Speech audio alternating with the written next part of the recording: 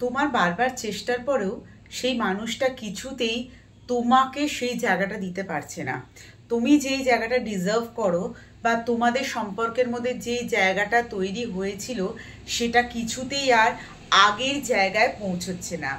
এই অবস্থায় যখন তুমি বিলং করছো তখন কিন্তু তোমার মন ভীষণভাবে ডিস্টার্ব রয়েছে যে কিছুতেই কিছু কেন হচ্ছে না, কেন সে আমাকে গুরুত্ব দিচ্ছে না, কেন সে আমাকে আগের মতন সেই জায়গাটা দিতে পারছে না। আমার কি কোথাও ভুল আছে, নাকি তার কোনো ফল্ট ধরা পড়তে চলেছে, সে কিছু করেছে যেটার জন্য এই জিনিসটা হচ্ছে? এরকম নানান প্রশ্ন আমাদের মনের মধ্যে ঘোরাফেরা করতে থাকে, কারণ আমরা সঠিক ব্যাপারটা বুঝতে পারি না। যখন তোমার বারবার চেষ্টার পরে, তোমার বারবার ভাবার পরে ওই মানুষটা তোমাকে গুরুত্ব দিচ্ছে না, এই অবস্থায় তুমি কি করবে, এইটা নিয়ে কিন্তু আজকের ভিডিও। কেন হয় জিনিসটা? এই জিনিসগুলো, তোমার তো এফোর্ট হচ্ছে ঠিকঠাক, তুমি সম্পর্কটাকে সুন্দরভাবে বিল্ড করার চেষ্টা করছো, তুমি সম্পর্কটাকে নিয়ে ভাবার চেষ্টা করছো, তুমি সম্পর্কটাকে সময় দিচ্ছ, গুরুত্ব দিচ্ছ, কিন্তু তারপরেও এই জিনিসটা কেন তোমার সাথে হচ্ছে? এই প্রশ্নগুলোর উত্তর আজকের ভিডিওতে আমরা খোঁজার চেষ্টা করব। চ্যানেলে নতুন হলে চ্যানেলটাকে ঝটপট সাবস্ক্রাইব করে দাও। যারা সাবস্ক্রাইব না করে ভিডিও দেখছো, যারা সাবস্ক্রাইব করে ভিডিও দেখছো, thank you so much video দেখার জন্য। চলে আসি মেন পয়েন্টে, যে এইটা কেন হয়। এফোর্ট সম্পর্কে ভীষণভাবে ম্যাটার করে। আবার ওয়ান সাইড এফোর্ট সম্পর্কের ক্ষেত্রে হানিকারক। ওয়ান সাইড এফোর্ট কখনোই একটা সম্পর্ককে সুন্দরভাবে বিল্ড করতে পারে না। এবার বলবে ওয়ান সাইড এফোর্ট কি করে হয়? ওরও তো কিছু এফোর্ট আছে যার জন্য আমাদের সম্পর্কটা টিকে আছে। আছে, নিশ্চয়ই আছে, থাকাটা উচিত। ওর এফোর্ট আছে বলেই তোমাদের সম্পর্কটা টিকে আছে, ওর এফোর্ট আছে বলেই তোমাদের সম্পর্কটা চলছে। ওর এফোর্ট যদি না থাকতো সম্পর্কটা থেমে যেত। তাই এবার আসবো যে ওর এফোর্ট কতটা আছে।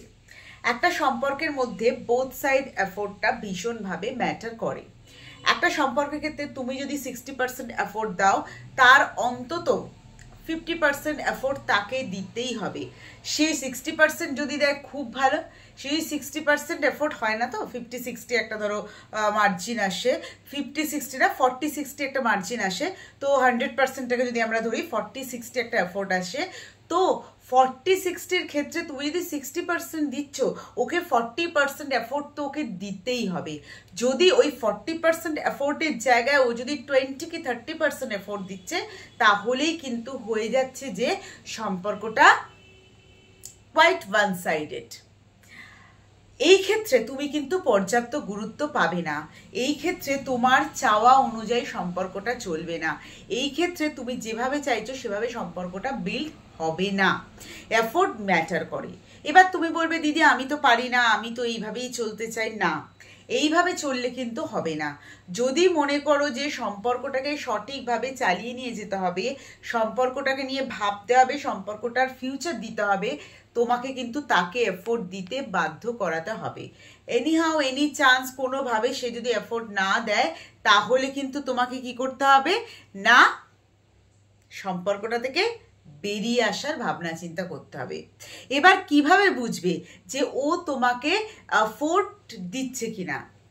তুমি তাকে বেশি কল করছো, তুমি তাকে বেশি মেসেজ করছো, তুমি বেশিক্ষণ মেসেজের জন্য ওয়েট করছো, তুমি দেখা করার জন্য ছটফট করছো, তুমি তাকে প্রায়োরিটি দিচ্ছ, তুমি তাকে গিফট দিচ্ছ, তুমি তাকে সময় দিচ্ছ। সে কিন্তু এগুলো কোনোটাই সেইভাবে দিচ্ছে না। সে কি করছে, তার যখন নিডস আসছে, ফিজিক্যাল নিডস, সে কিন্তু তোমার সাথে দেখা করতে চাইছে।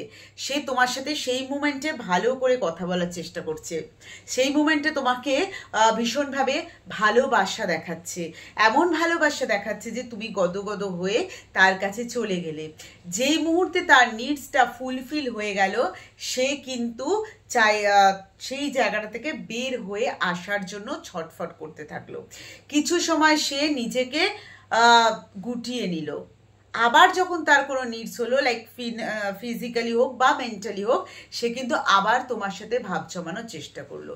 এগুলো জানার পরে, এগুলো বোঝার পরেও তুমি যখন তাকে ওই 60% এফোর্ট দিয়ে যাচ্ছ, তাহলে ভাই তুমি কখনোই কিন্তু তার কাছে গুরুত্ব পাবে না।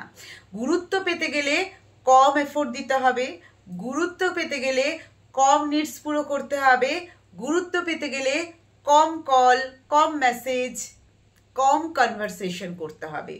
সব কিছুই যদি আমরা কম কম করতে থাকি, তাহলে কিন্তু সে একটা সময় গিয়ে রিয়েলাইজ করে যে এ তো এরকম ছিল না, এ তাহলে এই রকম কিভাবে হয়ে গেল, এ আমাকে গুরুত্বটা দেওয়াটা বন্ধ করে দিল কেন।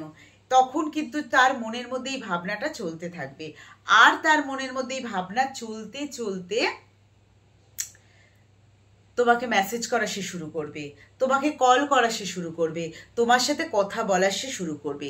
এবার বলবে যে আমরা এত কিছু করে নিয়েছি, তোমার কথা অনুযায়ী চলে গেছি, তারপরেও কিন্তু ও আমাকে সেই জায়গাটা দিচ্ছে না, অনেক ক্ষেত্রে দেয় না।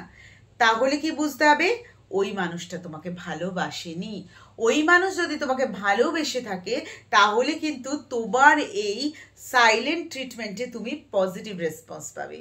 আর এই সাইলেন্ট ট্রিটমেন্টে তুমি যখনই নেগেটিভ রেসপন্স পাচ্ছ, তাহলে কিন্তু তোমাকে বুঝতে হবে যে ওই মানুষটা তোমাকে ভালোবাসে না, ওই মানুষটা অন্য কোথাও সেট হয়ে গেছে, ওই মানুষটার জীবনে অন্য কেউ চলে এসেছে, ওই মানুষটা আর এই সম্পর্কটা এগিয়ে নিয়ে যেতে চাইছে না। সেই ক্ষেত্রেও কিন্তু ও তোমাকে তার প্রয়োজনে কল করবে, তার প্রয়োজনে মেসেজ করবে, তোমাকে রিপিটেডলি সেটাকে ইগনোর করে যেতে হবে, রিপিটেডলি সেটাকে ইগনোর করে যেতে হবে। ইগনোর করতে করতে করতে করতে দেখবে সে স্টপ হয়ে যাবে, তুমি স্ট্রং হয়ে যাবে। আর যদি সে সত্যি ভালোবাসে, সে কিন্তু তোমাকে আর নিডসের জন্য বলাবে না, তোমাকে ডাকবে না। সে কিন্তু বুঝে যাবে যে আমি একটু বেশি করে ফেলছি, আমি আমার নিডসকে প্রাধান্য দিচ্ছি, তার নয়। সে কিন্তু সম্পর্কটাকে নতুনভাবে তৈরি করতে পারবে। তাহলে এই ঘটনাচক্রে তুমি দুটো সাইন পেলে। প্রথম হচ্ছে সে তোমাকে সত্যিই ভালোবাসে নাকি তোমার সাথে টাইম পাস করছে, লাইক কোনো উদ্দেশ্য নিয়ে এসছে কিনা। দ্বিতীয়ত তোমাকে মেন্টালি প্রচুরভাবে স্ট্রং করে দেবে, যে আগামী দিনে তোমার মুভ অন করতে সাহায্য হবে, আগামী দিনে তুমি নতুন সম্পর্কে গেলে এই ভুল ভ্রান্তিগুলোকে কাটিয়ে যেতে পারবে।